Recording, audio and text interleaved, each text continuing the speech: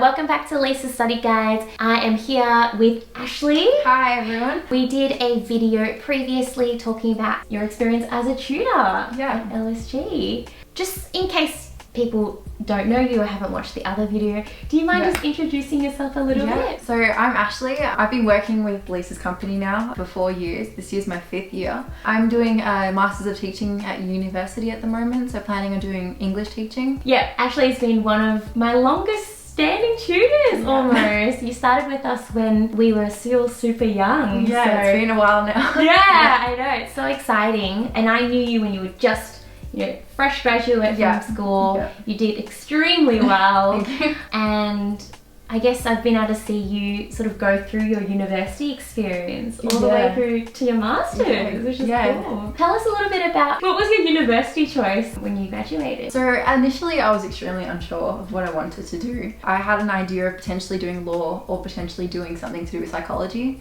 So my first preference at university was doing a Bachelor of Psychology at Monash. And I got in, I was excited, I got everything that I really wanted to do, and then I started it.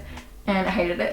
It was a lot of science, and I've always been a lot more of an English student at school. So as I started doing a lot of biology and psychology that was very much just science based, I just found that I wasn't enjoying it. And my scores kind of demonstrated that as well.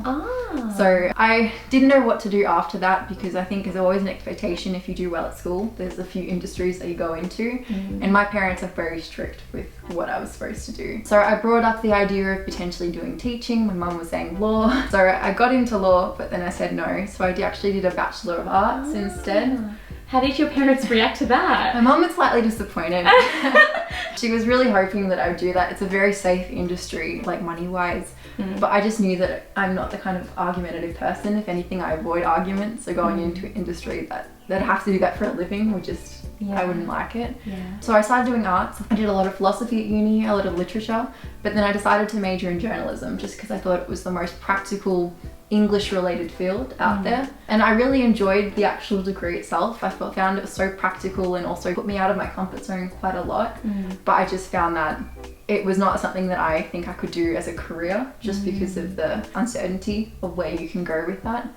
And so that was like the original kind of uni degree. So I finished arts, and then I really enjoyed it, and then it was kind of a question like, what's next? So that's why I picked teaching.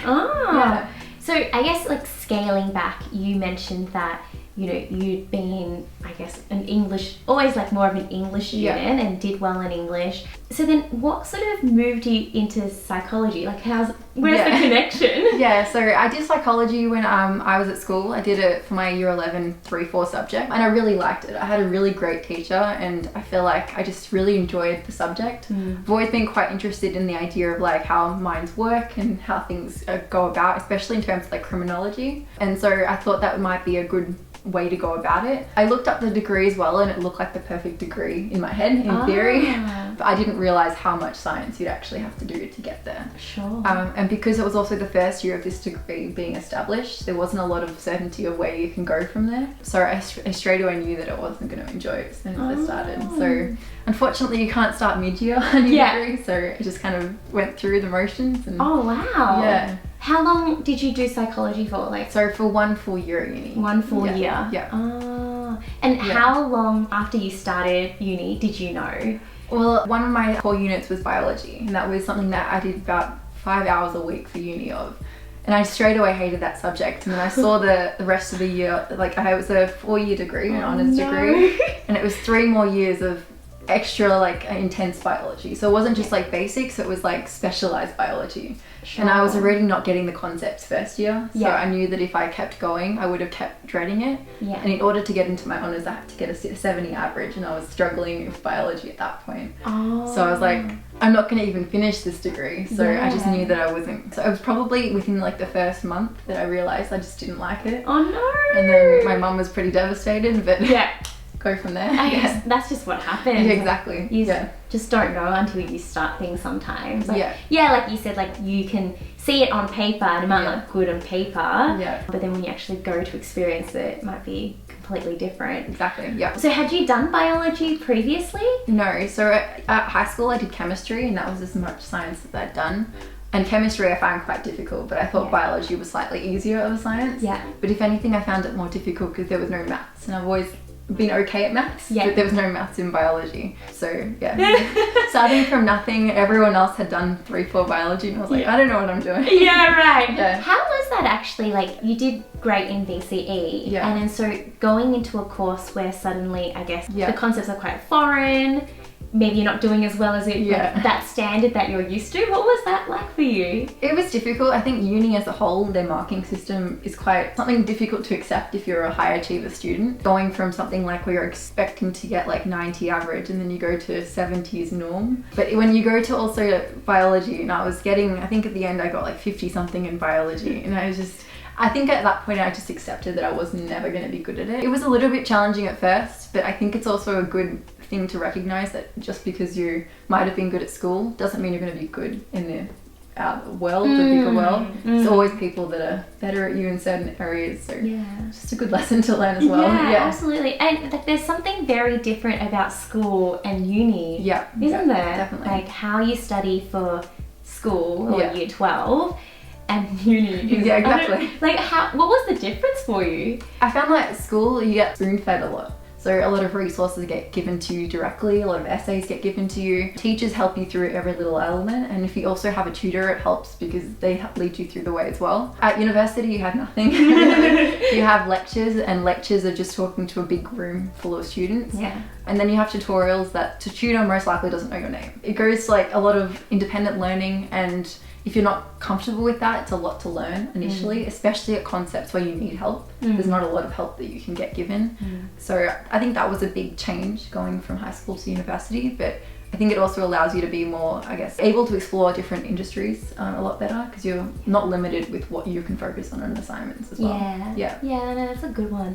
And so you started off in psychology. Yeah. So tell me about how you then decide, okay, you know that you're not so good at this. Yeah. Then how did you make your decision and how did you move forward? So I knew that I always liked arts, and that was always an option for me at university. And so I thought that potentially doing literature or journalism at university would be a good idea. So I applied to arts, and it's actually quite a convenient way at university how it works. As long as you get a good enough grade throughout a year, you can change to basically any course. So I was lucky that I got in, and then I decided that I really wanted to do journalism. So that was my first major. And then I started picking up some random electives, so I did a lot of philosophy, ended up really enjoying that, so that became a minor. And then realizing that I didn't do any literature, so I started doing a lot more literature, and I found it so much more interesting in comparison sometimes to high school because you only focus on themes versus all the big range of theories that exist within literature. And I really enjoyed arts, and I think if you're not sure about what you want to do as you go into university, doing a very general degree like arts or science is a good option for a lot of students rather than spending so much time thinking you're going to do one degree, but in reality you don't. So, No, absolutely. Yeah. And I can totally relate with that because as you guys probably know, I did pharmacy. So it's just like you're just pigeonholed into this one pathway, and like you honestly just don't know what it's going to be like until you do the course. But even then, like the course might not even match what the profession will be like in the future as well. So there's just so many unknowns that can only come with experience. I think it's also like the fear with me, especially if I continued psychology. It was the fear of what I can do afterwards, because a lot of the lecturers and tutors were telling me that even if I finished my honours degree, to become a psychologist it's another master's or PhD after that. And so that's even if I didn't get into the master's, then what do I do? So it was that unknown, like what would happen, even though it's typically a safe career, it's not that safe if you can't get in. It's sort of like your only option in a way. It's either you finish the degree and do research, or you get like that further degree, but that's going to take a lot of money and time as well. So it was quite a big decision, but I was like, I know that I won't be able to finish it in the long run. So no, that makes a lot of sense. I think maybe for the type of person who's absolutely sure that this is what they want to do, and there's no budging, like they're gonna find a way and make it happen, then that sounds like it'd be right for them. But for you still unsure, I guess going to art soon, like you're obviously like much happier for it. So. I'm so glad I did it. It was a great decision, and I really enjoyed my first degree, which is I think a lot of people can't say that for their first, so I'm glad I did it. Ah, good for you! No, that's awesome. Yeah. And so you went through your arts degree, Yeah. which was how many years? So it was 3 years, but because I'd already done the first year, I tried to accelerate the rest of it. Okay. So I finished my arts in 2.5 years. Ah, Yeah. Does that just mean doing extra subjects? Yeah, so instead of doing 4 subjects for a semester, for one of the years I did 5 subjects for 2 semesters. Okay. So I did 10 in 1 year, which is a lot of study, but it was pretty manageable, surprisingly. Yeah. So, yeah. How, just I guess for anyone out there who's thinking of doing arts, how many hours would you say generally was an average week? I think for the subjects that I did, the main things were researching and getting assignments started early.